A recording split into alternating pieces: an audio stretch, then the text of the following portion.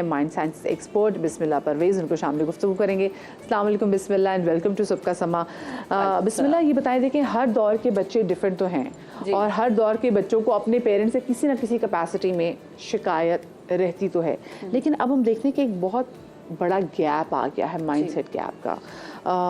ये कैसे एकदम पैदा हुआ इतना ज़्यादा गैप? बिल्कुल आपकी बात से मैं सहमत हूँ कि बहुत ज़्यादा एक कम्युनिकेशन गैप आ गया है, सोच में गैप आ गया है। इसकी कई वजूहात हैं जिस पे नज़रसानी हम कर सकते हैं।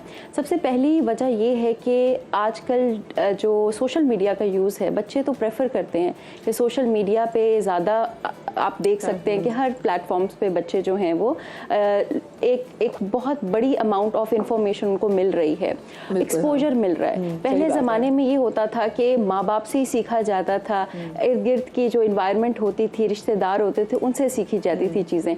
लेकिन अब जो है वो बच्चे इंटरनेट से ज़्यादा सीखते हैं, गूगल से ज़्यादा सीखते हैं, सोशल मीडिया से ज़्यादा सीखते हैं, जिसकी वजह से एक गैप हो रहा है। इसकी दूसरी वजह ये हो सकती है, जो हमने इसको स्टडी जब किया तो ये भी सामने आया कि क्योंकि जहनी गैप आ चुका है, तो और तरीके पालने के डिफरेंट हो गए हैं, तो बच्चे ये महसूस करते हैं।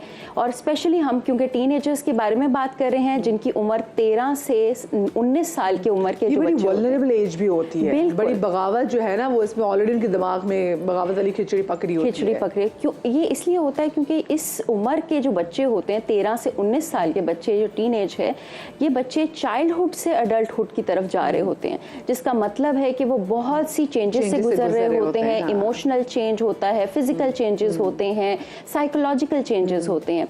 अब इस उम्र में क्योंकि वो अडल्टहुड की तरफ जा रहे होते हैं, तो उनकी नीड्स भी डिफरेंट होती हैं। पहले बच्चा जो होता था वो माँ बाप से सीखता था, माँ बाप उसके रोल मॉडल होते थे जब से वो पैदा होता है और 7 साल की उम्र तक। को बहुत सारी जगहों पे ना बिस्मिल्लाह सिखाने की जरूरत भी नहीं पड़ती थी, वो माँ बाप कर रहे होते थे और बच्चे उसको ऑब्जर्व करके। अब माँ बाप के पास इतना टाइम है ही नहीं कि वो चीजें करें जो बच्चा ऑब्जर्व कर सके, तो बच्चा वो आगे करे, क्योंकि वो गैप इतना आ गया है। वो अपने उनके पास ये गैजेट्स आ गए हैं, वो गैजेट्स में इतना मसरूफ हो गए। मैं अपना जरा बचपन देखूं तो चले ठीक है, एक टाइम होता था जी कार्टून देखने का, डिज्नी आर एक आ जाता था, बिल्कुल, तो वही हमारा जो मी टाइम होता था। अब तो बच्चे कहते हैं कि मुझे मेरी अपनी स्पेस दें, आप मेरी स्पेस में जो है ना वो इन्वेड ना करें। अब तो बच्चे सीधा मुंह पे कह देते हैं। वो इसलिए होता है क्योंकि इन्फॉर्मेशन बहुत मिल रही है, एक्सपोजर बहुत मिल रहा है बच्चों को। दूसरा ये होता है कि इस उम्र में साइकोलॉजिकली ही बच्चों को स्पेस चाहिए होती है, क्योंकि वो अपनी आइडेंटिटी को एक्सप्लोर कर रहे होते हैं। बच्चा जो होता है वो, क्योंकि मैंने आपको बताया साइकोलॉजिकल चेंजेस से, फिजिकल चेंजेस से गुजर रहा होता है, तो एक आइडेंटिटी क्राइसिस भी उसके होते हैं। साथ ही साथ जो है वो एक और भी चीज़ इसके अंदर देखी जाती है कि माँ बाप जो हैं वो बच्चों को उसी तरह ही ट्रीट कर रहे होते हैं जैसे वो बचपन में करते थे, और वो इस चीज़ को शायद दरगुजर कर देते हैं कि बच्चा अब बड़ा हो रहा है तो उसकी नीड्स भी डिफरेंट हैं, उसको स्पेस की भी जरूरत है। मैं ऐसे बहुत सारे पेरेंट्स को जानती हूँ जो कि जब बच्चा आपका, स्पेसिफिकली जब लड़के भी 13 साल के हो जाते हैं, 13, 14, 15 साल के होते हैं, क्योंकि बड़ी वल्नरेबल एज होती है, और आई एम श्योर बहुत सारे लोग मुझे देख भी रहे हैं, तो इसमें लोग ना कहते हैं कि माँओं की ही जो है वो ज़्यादा रिस्पॉन्सिबिलिटी समझते हैं बच्चों की तरबियत में, तो वो माँ को क्वेश्चनेबल ठहराते हैं कि जी आपके बच्चे ने अगर ये चीज़ कर दिया, बच्चे के बिहेवियर में कोई चेंजेस आ रही है।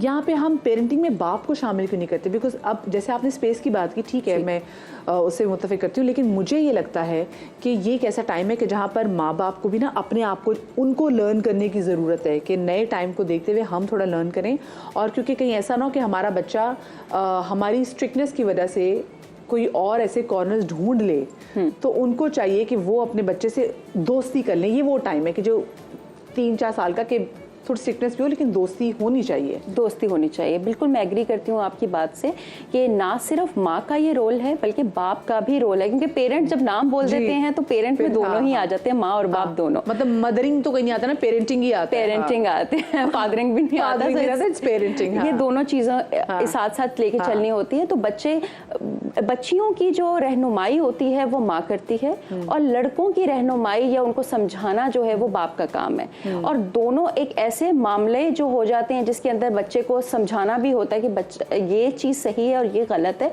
उसमें दोनों की मौजूदगी बहुत ज़रूरी है। सही, ठीक, आपने सही बात की।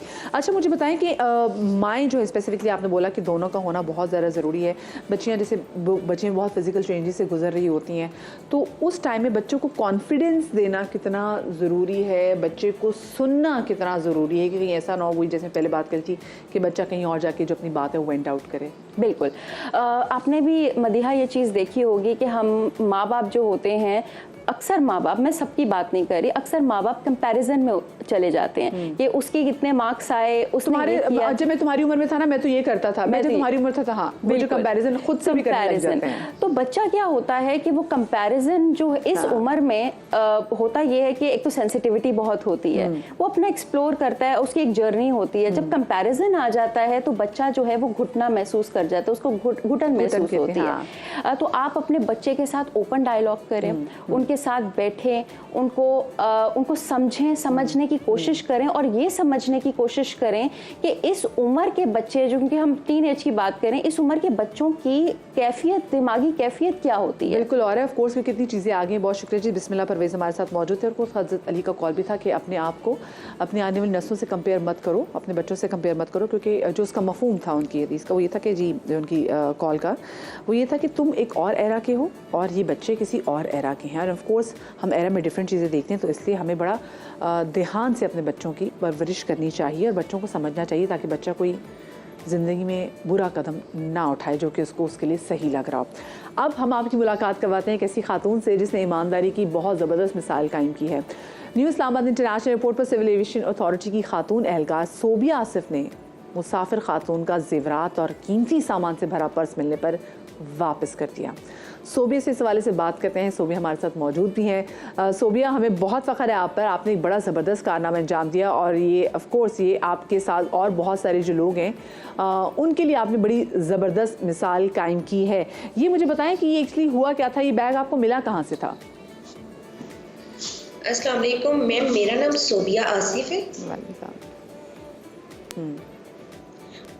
और इंटरनेशनल एयरपोर्ट में से मुझे ये बैग मिला है और लेवल 2 डोमेस्टिक लेवल 2 पे था और बेबी चेंजिंग में था और एयर शरीफ फ्लैट से मिला है।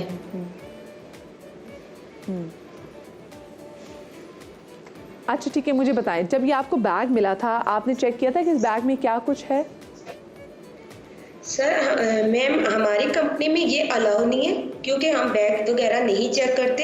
हम मैनेजर को बुलाते हैं, एयरपोर्ट इंटरनेशनल में मैनेजर जो मैनेजर साहब हैं उनको बुलाते हैं, अल्ताफ गिलानी को, और हमारे EFS कंपनी में जो मैनेजर हैं उन सबको हम बुलाते हैं और उनको हम बताते हैं, वो जगह हम सील कर देते हैं। और जब वो आते हैं और वो फिर जो है इंतज़ामिया को बुलाते हैं, वो इंतज़ामिया आता है और बैग लेके जाता है और फिर वो कॉल में कॉन्टैक्ट वगैरह करके वो उस पैसेंजर तक पहुंचाया जाता है बैग।